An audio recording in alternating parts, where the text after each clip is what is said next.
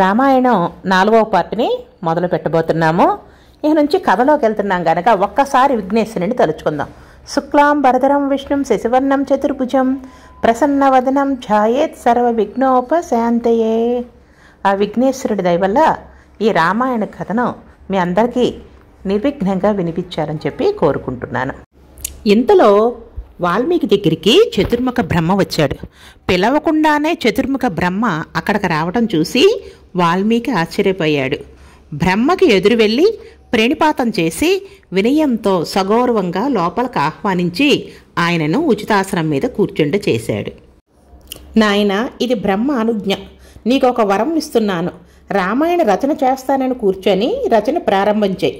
అప్పుడు నీకు రహస్యంచ ప్రకాశంచ తెలిసింది తెలియంది.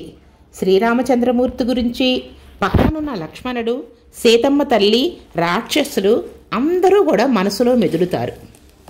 వాళ్ళు ఏమనుకుంటున్నారో నీకు తెలియని విషయాలు కూడా నీ మనసులోకి వచ్చి తెలుస్తాయి. అటువంటి వరం నీకు ఇస్తున్నాను. ఈ రామాయణము ఎంతకాలం ఉంటుందంటే, ఈ భూమండలం మీద నదులు ఎంతకాలం ప్రవహిస్తాయో, ఎంతకాలం పర్వతాలు ఉంటాయో అంతకాలం రామాయణం ఉంటుంది. ఈ రామాయణం ఎంతకాలం చెప్పబడుతుందో అంతకాలం నువ్వు దేవలోకాలతో తిరుగుతూ ఉంటావు. అటువంటి వరం నీకు ఇస్తున్నాను అని చెప్పాడు. వాల్మీకి మహర్షి పొంగిపోయాడు. బ్రహ్మకి సాష్టాంగ నమస్కారం చేశాడు. బ్రహ్మ బయలుదేరి వెళ్ళిపోయాడు. ఆయన వెళ్ళిపోయిన తర్వాత వాల్మీకి రామాయణ రచనకు ఉపక్రమించాడు.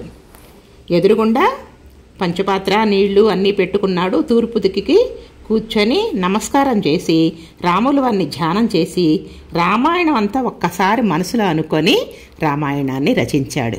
24,000 శ్లోకాలతోటి 6 కాండలు రచించారు. 6 కాండల మీద ఒక కాండ రచించారు. అది ఏంటంటే ఉత్తరాకాండ. అంటే అప్పుడు జరుగుతున్న కాలం తర్వాత జరిగిన దానిని ఉత్తరాకాండ అంటాం. అంటే అప్పుడు కూడాను లవకుశులు పుట్టే ఉన్నారు. సీతమ్మ తల్లి వాల్మీకి మహర్షి ఆశ్రమంలోనే ఉంది. తర్వాత జరిగిన కాలాన్ని ఉత్తరాకాండగా పిలుస్తాము.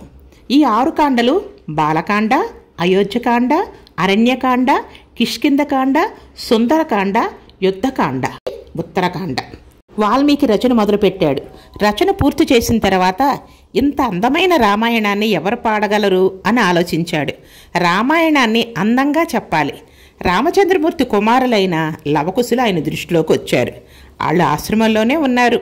రోజు వచ్చి వాల్మీకి మహర్షికి నమస్కారం చేస్తూ ఉంటాడు. వాళ్ళిద్దరినీ పిలిచి పాటలు ఎలా పాడాలి, రామాయణాన్ని ఏ విధంగా పాడాలో నేర్పించారు.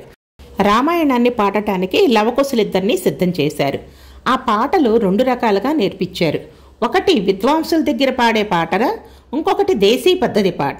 దేశీ పద్ధతి అంటే పామరులైన గ్రామంలో ప్రజలు, చదువురాని వాళ్ళకు కూడా అర్థమయ్యే తేలిక భాషలో ఒక రామాయణాన్ని నేర్పించారు.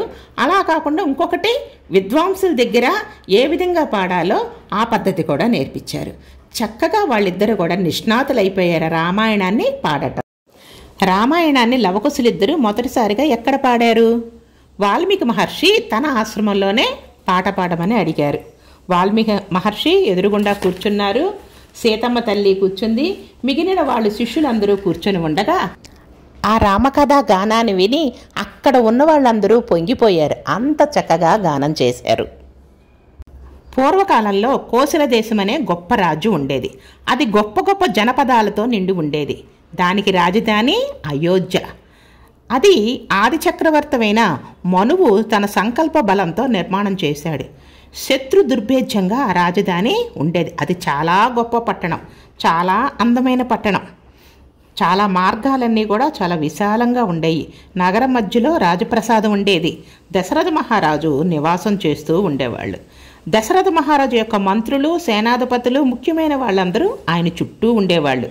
రాజమార్గాలు ఎప్పుడూ కూడా సుగంధ ధూపం వేస్తూ ఉండేవాళ్ళు. మార్గానికి 2 పక్కలా కూడా చక్కటి చెట్లు, మంచిటి పుష్పాలతోటి మంచి సువాసనలు వస్తూ ఉండే. ఆ పుష్పాల వాసన ఎంతో ఆమడ దూరం వచ్చేదంట. ప్రజలు తాగే మంచినీళ్లు చెరుకు రసంలా తియ్యగా ఉండేయంట. అసలు ఇంద్రుడు అమరావతిని ఎలా పరిపాలించాడో అదేవిధంగా దశరథ మహారాజు కోసల దేశాన్ని పరిపాలించాడు. ప్రజలందరూ బాగా ఉన్నవాళ్ళు, భోగాలు అనుభవిస్తున్నారు. ప్రజలందరూ కూడా సంతృప్తిగా ఉన్నారు. చక్కటి ఆప్యంగానే స్నానాలు చేసి మంచి వస్త్రాలు ధరించి సువాసనలు వాళ్ళ వద్ద నుంచి మంచి సువాసనలు వస్తూ ఉండేవి. షడ్రసోపోతమైన భోజనాలు చేసేవాళ్ళు. అంటే మనకి ఒక అన్నం పప్పు అని కాదు, వాళ్ళు అన్ని రకాలైన భోజనం ప్రతి వ్యక్తికి, అంటే ప్రజలందరూ కూడాను సంతృప్తిగా తినేవాళ్ళు. అంత భోగభాగ్యాలతో నిండిపోయిందంట. అంటే మనం ఉంటే పేదవాళ్ళు ఉంటారు, ధనికులు ఉంటారు, మధ్యతరగతి వాళ్ళు ఉంటారు. ఇప్పుడు ప్రజలు చూస్తుంట అలా కాదు, అందరూ ధనికులే, అందరూ భోగభాగ్యాలు అనుభవిస్తున్న వాళ్ళే. అందరూ కూడా చక్కటి అంగసౌష్ఠవంతో అందరూ కూడా దశరథ మహారాజు పరిపాలనలో చాలా సంతృప్తిగా ఉన్నారు. మరి ఇన్ని ఉన్నా కూడాను దశరథ మహారాజు ఆనందంగా లేరు. కారణము సంతానం లేకపోవడం. దశరథ మహారాజు మంత్రి సుమంతుణ్ణి పిలిచి వశిష్ఠుణ్ణి ఇతర పురోహితులు కూడా పిలవమన్నారు. వాళ్ళందరూ వచ్చిన తర్వాత నాకు పుత్ర సంతానము లేదు కనుక అశ్వమేధ యాగం చేద్దామనుకుంటున్నాను అని చెప్పారు. వాళ్ళు కూడాను అది మంచిదేను, అశ్వమేధ యాగం చేయండి అని అంగీకరించారు. సరే, సరయూ నది ఒడ్డున యాగానికి కావలసిన ఏర్పాట్లు చేయండి అన్నారు. యాగం అంటే చాలా పెద్ద ఎత్తున చేస్తారు అశ్వమేధ యాగం అంటే. మరి వీటికి అన్నీ కూడా సరంజామాలు పెడతానికి ఒక నది ఒడ్డుగా అయితే కానీ సరిపోదు మాట. అందుకని సరయూ నది ఒడ్డున ఈ ఏర్పాట్లన్నీ చేయమని చెప్పి అంతఃపురానికి వెళ్ళారు. వెళ్ళి పత్నులతోటి చెప్పారు, కొడుకులు పుట్టడం కోసం నేను ఒక గొప్ప యాగం చేస్తున్నాను, మీ అందరూ కూడాను దీక్షా స్వీకారం చెయ్యండి అని పత్నులకి చెప్పారు. ఇక్కడ ఒక ఆశ్చర్యకరమైన సంఘటన జరిగింది.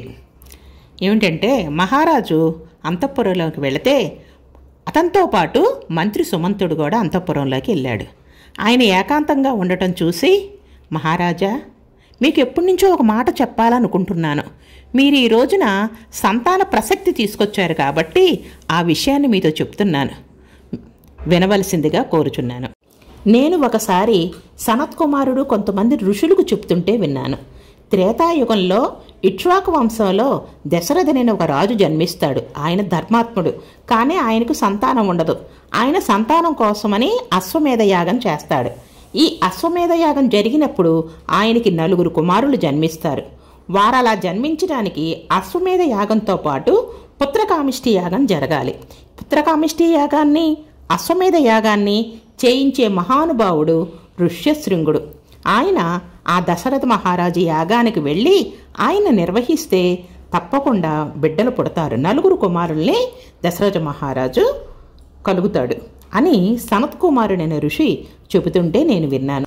దశరథ మహారాజు అందుకు అంగీకరించి అశ్వమేధ యాగం, పుత్రకామిష్టి యాగం 2 యాగాలు కూడా నిర్వహిస్తానని మంత్రి సుమంతుడితో అన్నాడు.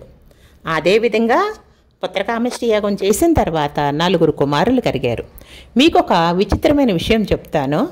నేను నా భర్త అయిన చలమలశెట్టి జయకర్ గారితో రామేశ్వరం పుణ్యక్షేత్రంలో పుత్రకామిష్టి యాగం చేశాం. మాకప్పటికి సంతానం లేక నాకు అదే విధంగా మంచి కుమారుడు కలిగాడు.